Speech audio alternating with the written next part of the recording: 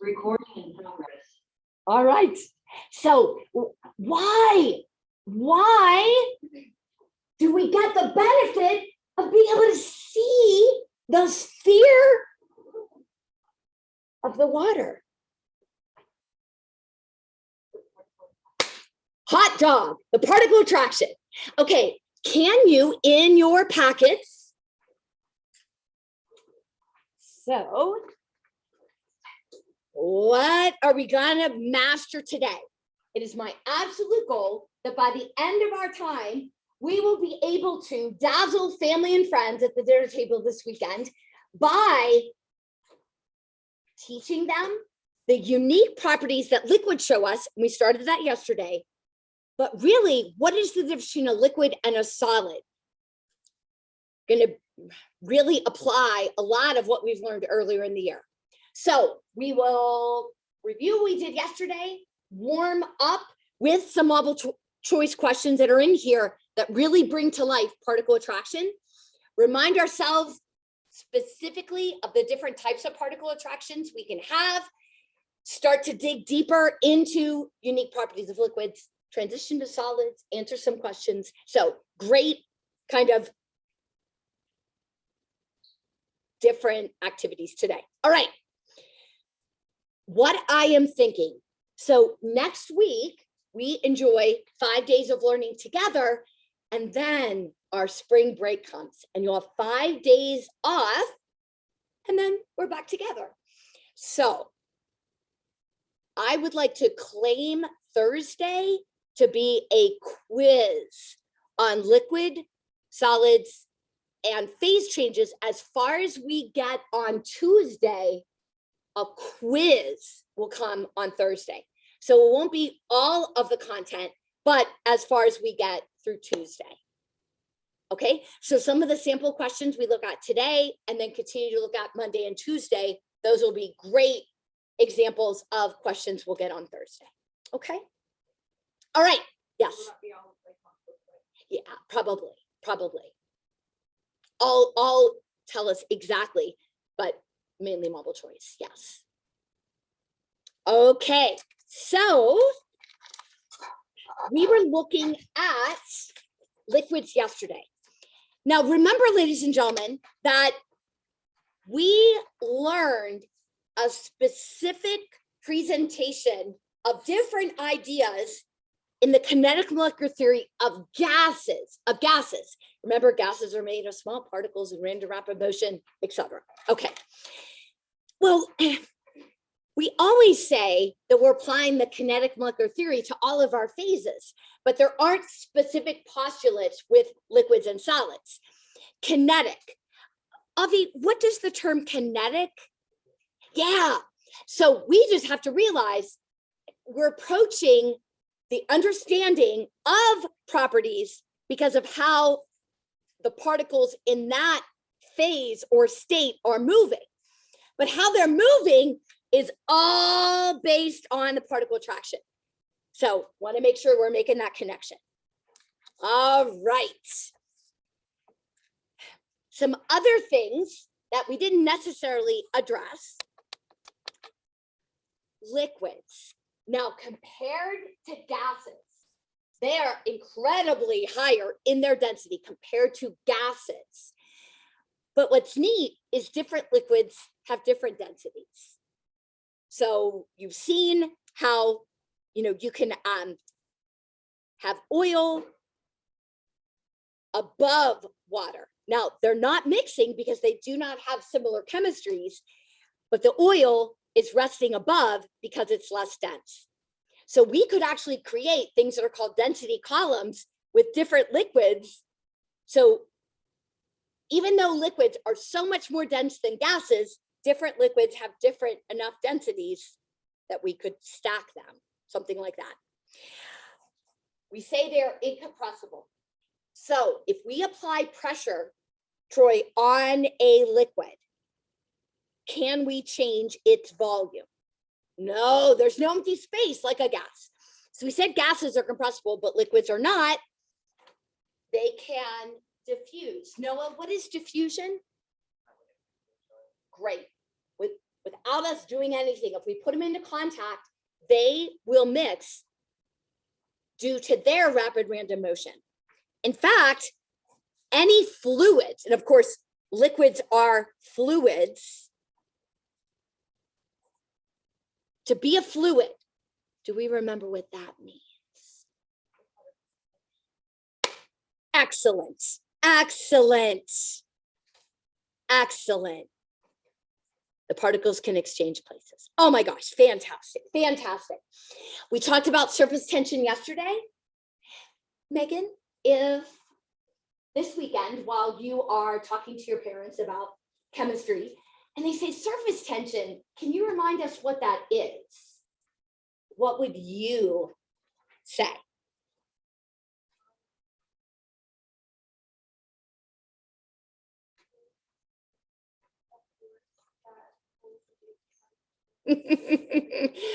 Would you say, wait, let me get my chemistry notes?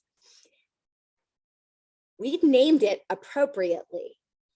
How can the surface, and only liquids show us this phenomenon, how can the surface be tight?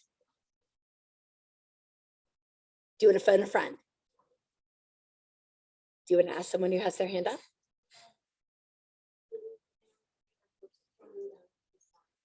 Perfect. And what that does, Noah, do you want to add? Oh, I had a question.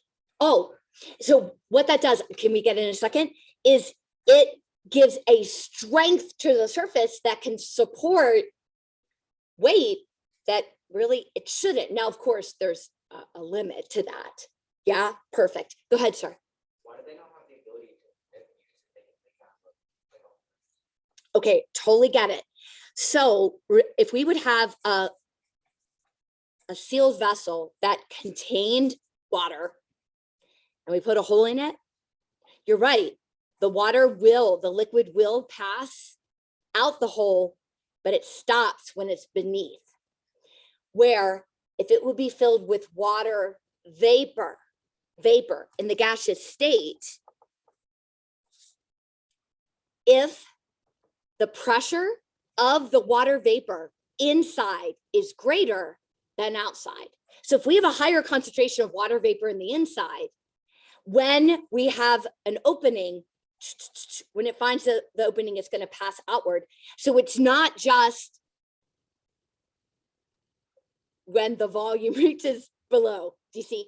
So solids won't leave at all. Liquids will only leave if the hole, until the surface is beneath the hole.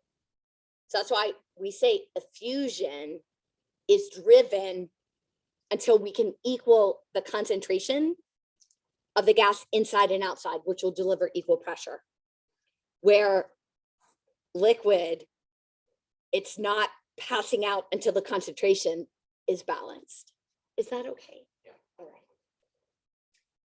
Okay.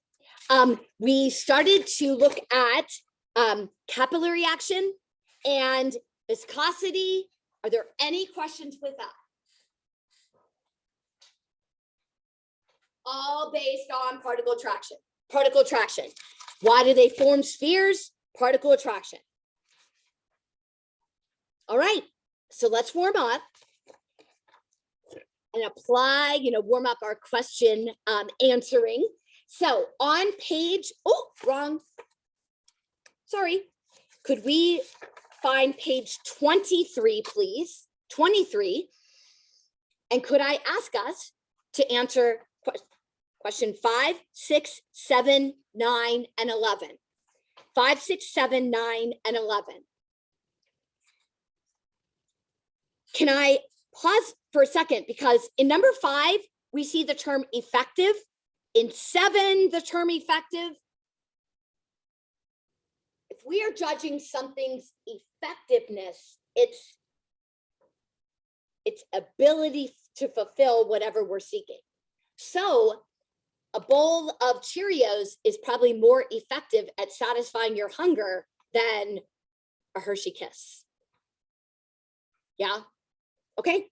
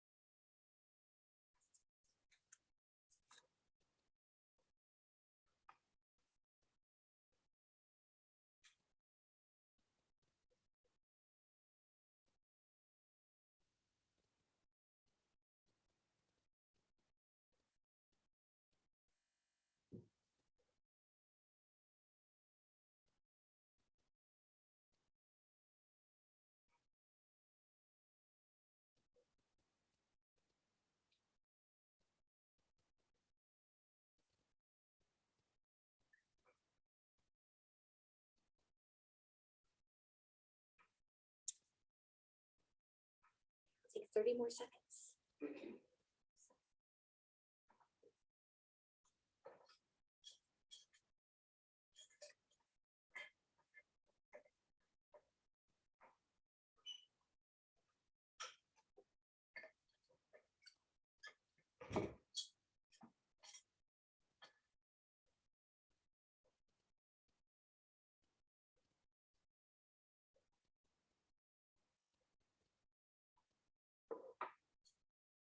Okay. Tyler, do you mind sharing what you chose for 5, please?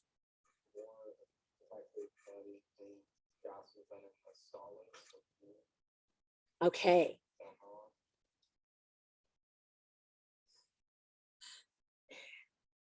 All right, the interactive forces, otherwise known as particle attraction. Yeah. Between particles are more effective in gases than in solids. Okay, so the particle attraction is more effective in gases than in solids. So what would be evidence that supports that? There isn't. So how do we, define liquids, solid, liquid, gas? We say that particle attraction finally gets to show itself in a solid where they're kind of balanced in a liquid, and then, oh my gosh. In fact, now we know that in the gaseous state, for example, a water molecule always can attract another water molecule. So it's not that the particle attraction all of a sudden disappears. We just ignore it because the kinetic energy is so high. So the question isn't, is it there or not, but is it showing itself and then has consequences on the properties? So they're there in gases and solids, but are they doing their job? That's kind of what we're saying. And so D would be the best choice. Is that okay, Tyler? Okay. 6, Noah? Agreed. C, excellent, excellent, excellent. 7, B, the best choice. 9, C, and 11, B. Questions? Do we want explanation on any of those?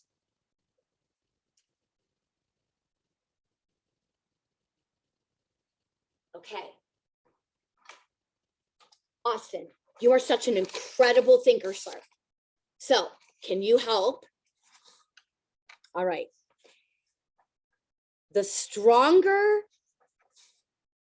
the particle attraction in a liquid,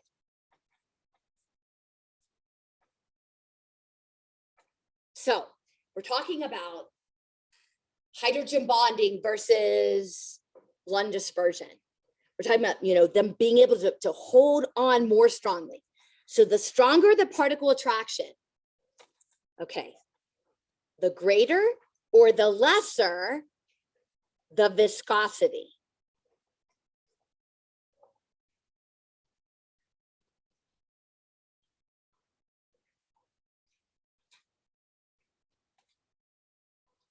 Good.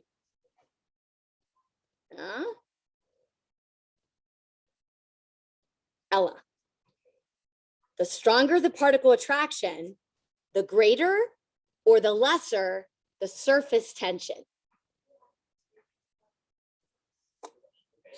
Yeah.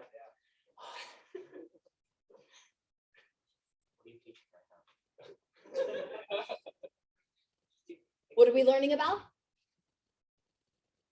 They need to look. Oh my gosh, please tell her. Thank you. I know it'd be inappropriate, but just tell her I would love for you all to collectively give her a hug at the same time. She deserves a 4-person excellent hug. So what are we learning about? These are former phenomenal, not only honors, but AP students and current. Yes. So what are we learning about?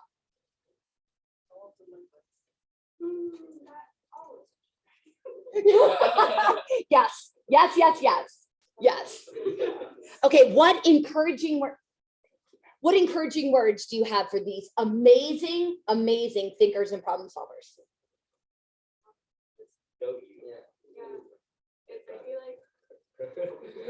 What does that mean, go you? What does that mean? You, I don't know, stick with it. Yeah. Oh, yeah, the door. Out the door. You don't know fun until you've had equilibrium. So the saying. I don't think it's big either. No, but they don't have fun yet, so they have to. No, it'll work for it. Okay, but you're also seniors. So words of wisdom from seniors in their love. Oh my gosh. I'm sorry. Don't commit to college too early. Okay.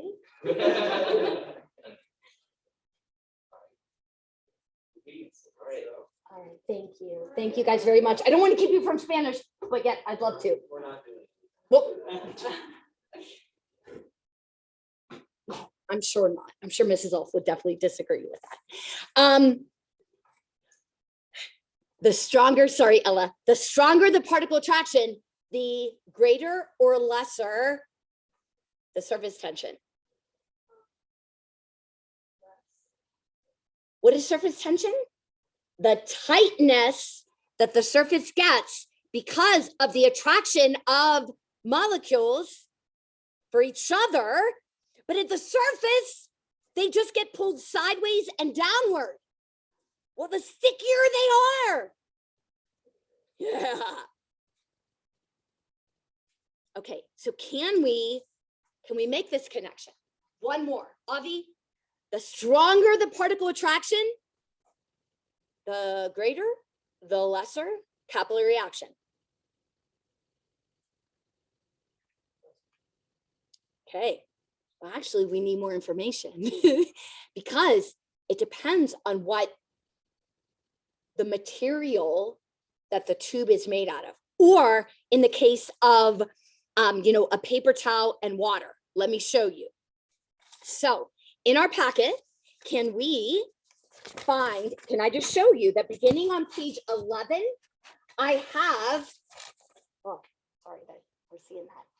And that I have for us some just additional wording. So I think your book doesn't do such a good job supporting us and reminding ourselves of the different intermolecular forces. So we have, if you need to look back at these, a reminder on page 12 of Lund dispersion, a reminder of dipole-dipole forces, a reminder about hydrogen bonding. Okay, also just more wording with the specific properties. But can we please go to page 21?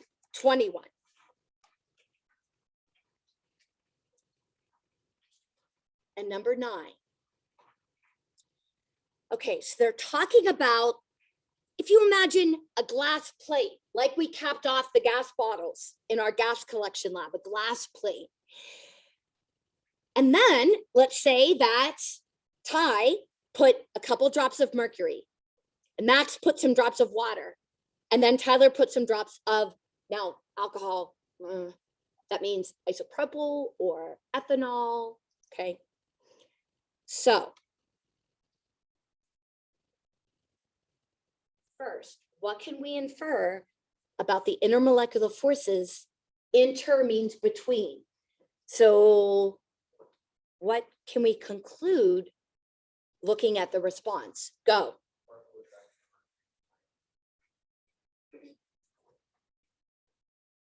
Why?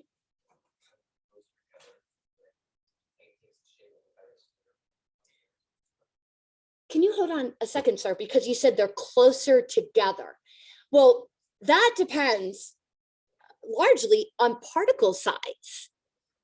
So the particles in alcohol could be smaller, or water could be. Is it particle size necessarily that we're just, but they're in the liquid state. And we would assess if they're on a glass plate on your lab bench, they're probably at the same temperature. And remember, kinetic energy, and not equal to, but somewhat revealed by the temperature. Can we imagine the particle level? Can we imagine the particle level? Maddie. How do we know? Okay. So because we're seeing more of a rounded sphere, that is telling us the stronger particle attraction is leading to a more efficient sphere. Yeah? This is proof that the particles are pulling strongly on each other, more strongly than water, because look at how it is opposing the pull of gravity. The only way it could be doing that is if the strength that's holding the particles together is greater. The strength between the mercury, let's see, what do we want to say? Would it be? Individual mercury, would those be molecules, Max? I think. What's that? It would be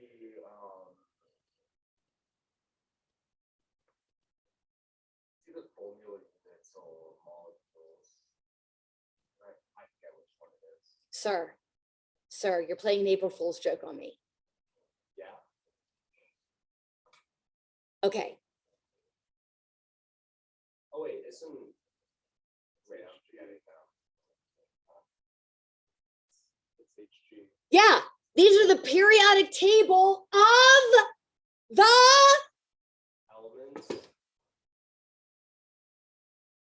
and the smallest piece of an element. Atoms. Yes. So the strength between the mercury. Atoms. Ha, ha, ha, ha. Wait, then what's formula units again?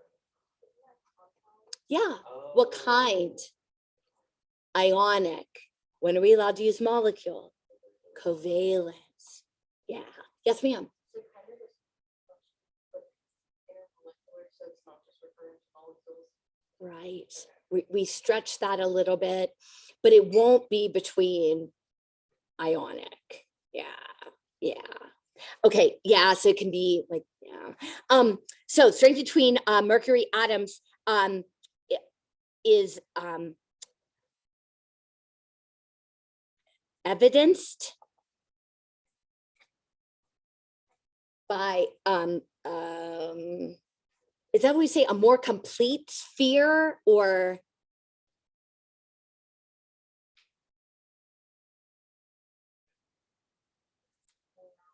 yeah.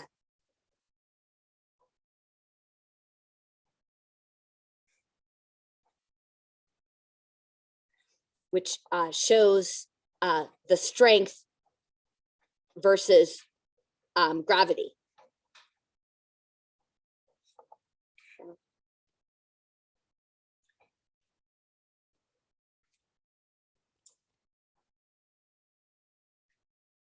Okay. Solids.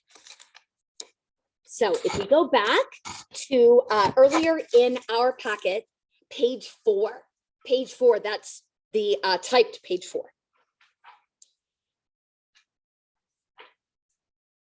All right, solids. So solids, we have, of course, the particle attraction finally fully showing itself.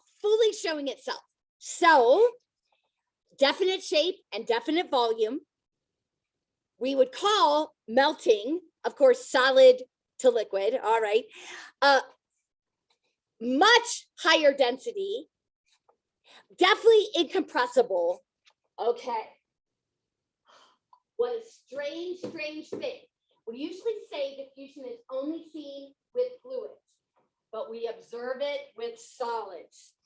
With solids, especially that have pressure holding them together, especially with metals. So as you are sitting, your solid, let's just say your pants or your skirt or your shorts on your chair, those are two solids, and with the pressure of your weight are some of your particles that are making up your pants going into the chair and vice versa. If you would not budge for an extended period of time. So we see, and that's why it's a low rate, or we could say extraordinarily slow. So it's usually where high pressure is holding, so maybe different bridge parts that are being held with a really tight screw. It's really hard to separate those metal pieces because some of the atoms of one metal, not while they're vibrating, have rotated and they've worked their way into each other. So do we see it on a practical level? No, but because there is evidence of it, we do reference. Okay, there are two different types of solids, strangely enough. So if we would find our way to page 24, sorry that we're flipping around so much. Okay, the two types of solids are crystalline or amorphous. Crystalline or amorphous. So I have some examples. And I don't know about you, but when I think of a crystal, I think of gemstones. I think of diamonds. I think of, these are geodes. Here are two different samples of quartz. When we think of crystals, what makes a crystal a crystal? So looking at these examples, you may pass them around unless you'd rather not. That's okay. Okay, what I observe is there's kind of like reflective, kind of sparkly pieces, but there's a bunch of these kind of sharp-edged things. And they all have a similar shape to them. Yeah. Why? I know we've all interacted with Legos, and there's all different, shapes of Legos. But if you would have several handfuls of the same size and shape of Lego, so you know how terrible I am at drawing, so please use your imagination. If we had several of the same size and shape Lego, well, if we put those together, it would just make a larger, right, version of that shape. And then put several of those together.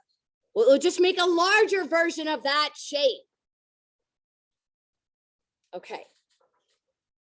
If we could take the ingredients that make the center of the geode, or the quartz, and keep dividing down,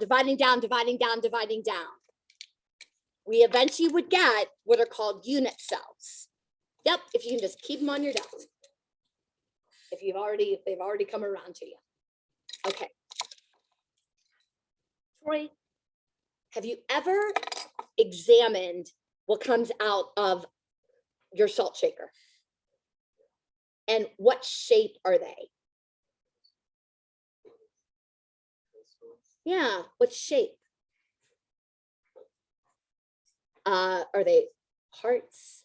Are they stars? Are they moons? Yeah, they're cubes. They're naturally formed that way. They're a cube. Well, if you put some of those salt crystals between your fingertips and you press, you can make smaller pieces of them. And they will actually break into smaller cubes.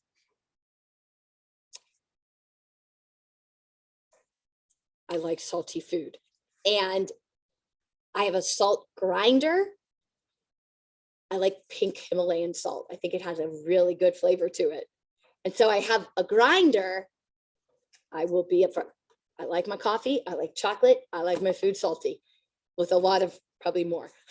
So I like those that come out of the salt shaker. Okay, they're good if I'm like cooking because it'll be dissolved, but I want a nugget of a good sized piece of salt. So my grinder, I have it set so that, yeah, it's breaking. I order, large cubes, and then they get broken. That eventually flavors my food. But these are bigger than, what comes out of my Morton's container of salt. But they're all cubes. Well, why? Because if I take the cube and keep breaking it down and breaking it down and breaking it down, I eventually get, now can't see with the naked eye, but eventually get what's called a unit cell. So there are many different, we don't have to know this, but there are many different unit cell shapes. Unit cell is the smallest building block of a crystal. But if we can take a look at this, this is, as we see, sodium chloride. The sodium ions are the black, and the larger are the chloride. Sort of like this, but we would have the sodiums on the corners, and we also have them inside. So there's different unit cells. They can be arranged with the ions in different places. But anyway, we get to see a cube because these larger ones build together.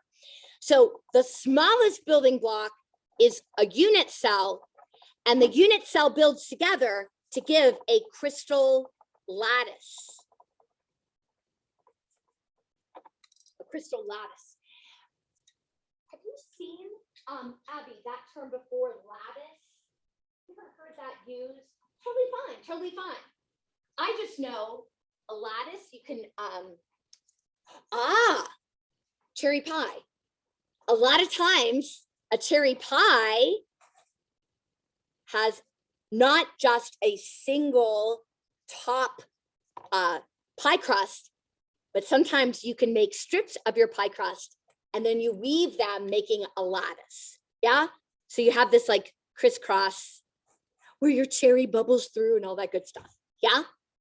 When we purchased our house, there was lattice work on our siding that would support rose bushes. And it was kind of like, I don't know, just like, you can have like a latticed arch. Maybe you get married under, I don't know. So yeah, lattice, that's usually like with landscaping or baking. So lattice means there's organization and there's a little complexity to it. Now, if we notice, this is a regular repeating pattern. That's what makes a crystal a crystal. There is organization. So if we go back, sorry, we're, definitely paging through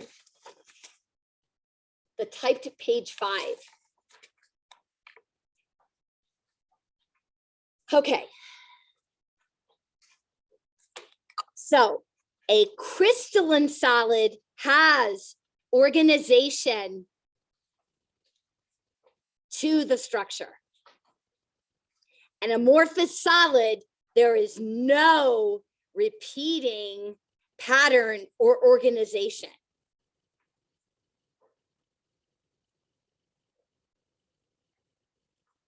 It is just like a hodgepodge. Soot. If you burn a piece of toast and you got black bits, or your marshmallow that you put right into the flame and it catches a fire and it gets all charred and black, the black is carbon as soot. And in that, one carbon atom is probably bonded to another, which is bonded to another, which is maybe bonded to this one over here, which is maybe bonded. There's no repeated structure like we would see like here. Okay, so believe it or not, yes. So we can make our own soot. Oh my gosh, we could do stoichiometry with it. We could just go to town. All right. Could I ask us, ladies and gentlemen, to answer for homework if we go, and don't worry, we're gonna look at this. If we could, page 18. Easy, easy, easy. These are quick questions. 18, page 19, please. And page 20. That might take you 10 minutes, maybe. I know it seems like a lot of questions. These are walk in the park. 18, 19, and 20. All right. Hope you have a great weekend.